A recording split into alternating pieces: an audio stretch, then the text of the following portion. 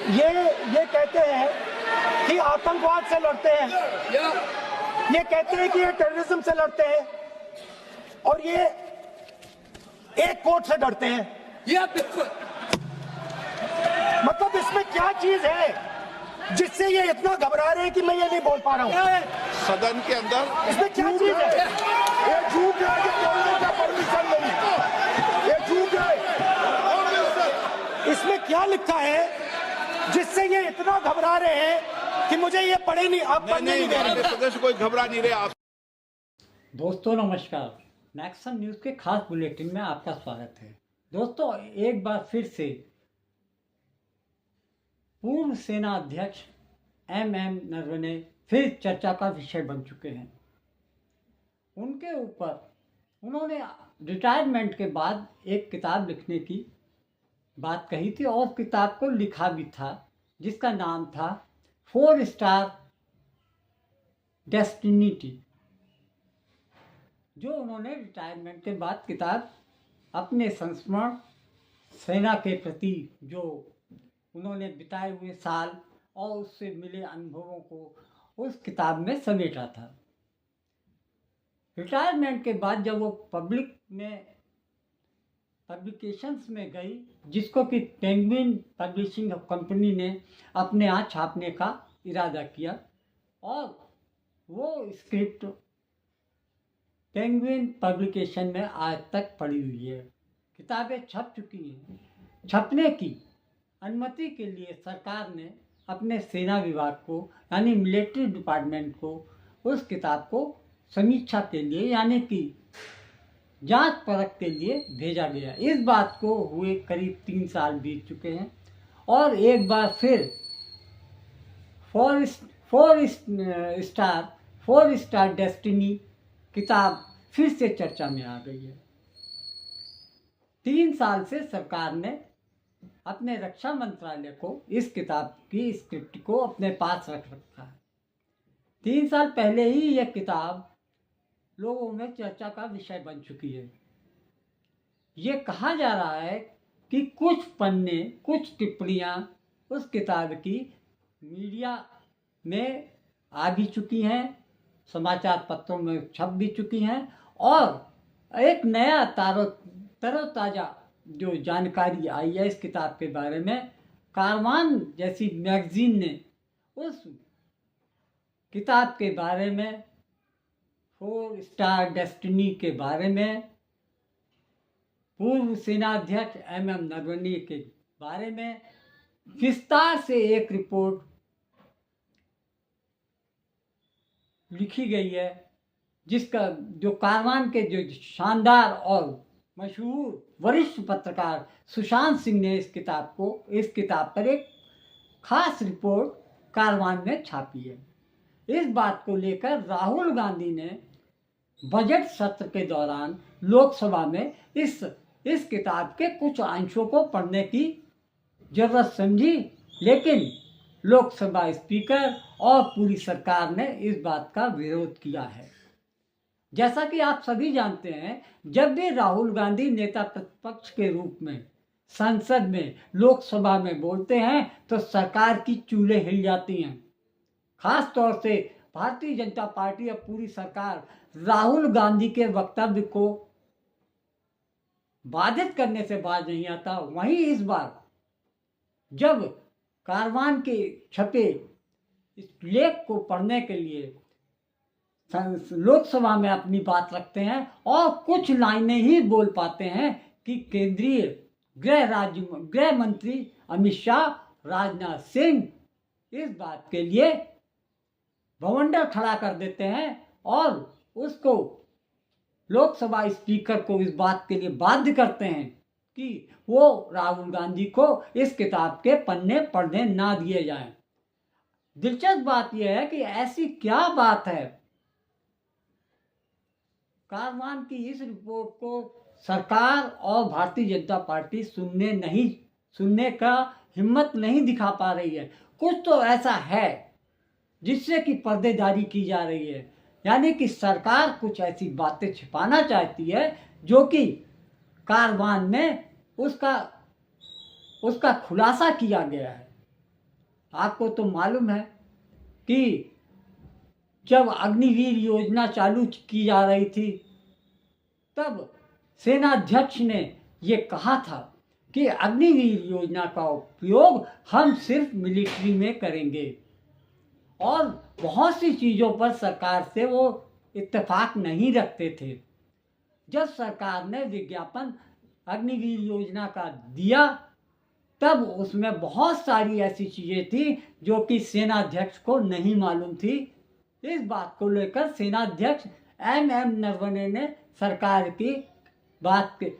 की योजना के खिलाफत की थी।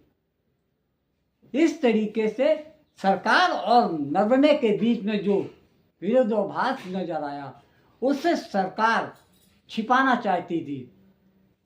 2023 में जब किताब छपने की बात आई, प्रकाशन के लिए जाने लगी, तब सरकार ने उनकी इस किताब को यह कहकर छपवाने से रुकवा दिया कि बहुत सारी चीज़ें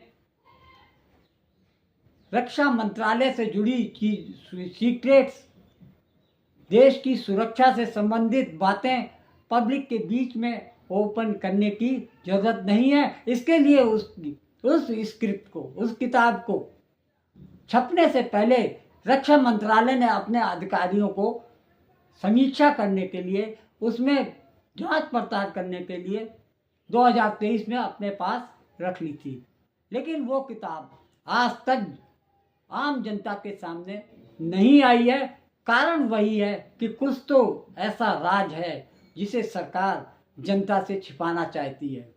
राहुल गांधी सिर्फ यही चाहते थे जो सच एम नरवणे ने अपनी किताब 4 स्टार डेस्टिनी में खुलासे किए हैं उसको जनता तक पहुंचना चाहिए।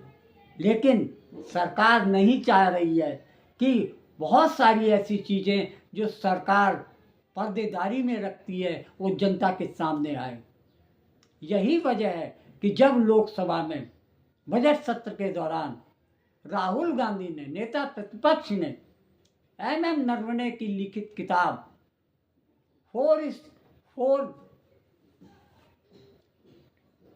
4 स्टार्स डेस्टिनी का जिक्र किया और कारवान की उस रिपोर्ट को पढ़ना चाहा, तब सरकार ने इसका विरोध किया।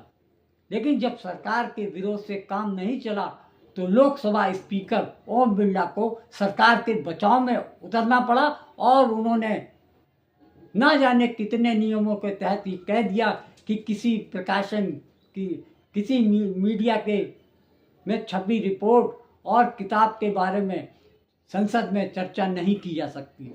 भाई आज तो गजब हो गया। पार्लियामेंट के पटल पर जिस तरह से सत्ता पक्ष के लोग लगातार हंगामा करते रहे नेता प्रतिपक्ष राहुल गांधी जी के भाषण को नहीं होने देने के लिए। जानते हैं क्यों? एम नरवणे साहब जो जनरल हैं, उन्होंने अपनी एक किताब लिखी 4 स्टार्स ऑफ डेस्टिनी, और उसमें क्या ऐसा लिख दिया है कि ये सरकार इतनी डर गई है। सच्चाई को तो आने दीजिए, आप खुद ही देख लीजिए।